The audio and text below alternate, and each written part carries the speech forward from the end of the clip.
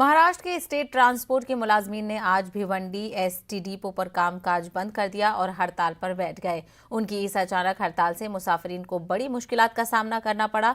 दूसरी जानिब इंतजामिया की जानिब से परेशान हाल मुसाफिरीन के लिए कोई मुतबादिल इंतजाम भी नहीं किया गया था। एसटी मुलाजमीन का मुतालबा है कि दिवाली में उन्हें सिर्फ 2500 का बोनस दिया जा रहा है, उसे बढ़ाया जाए, साथ ही एसटी मंडल को महाराष्ट्र हुकूमत के मातहत लाया जाए।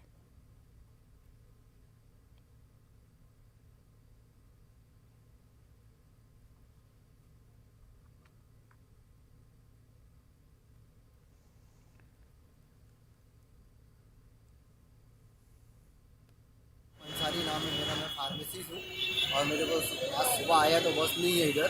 अब मुझे लेट हो रहा है, मैं साइन ऑफिस में साइन जाने का मुझे। कहाँ पे आप काम करते हो? गौरव भाई हॉस्पिटल में क्या काम करते हो? फार्मेसिस्ट हूँ।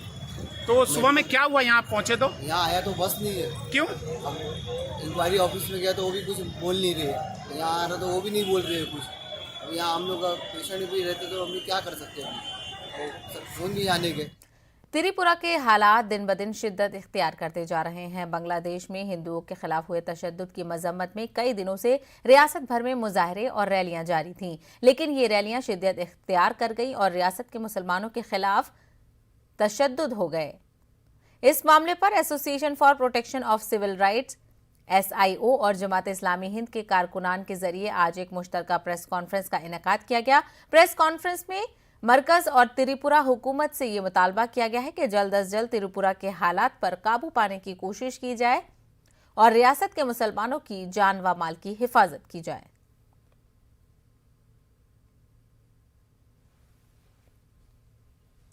आजादी के अमृत महोत्सव के साथ साथ मुल्क में दूध का इनकलाब लाने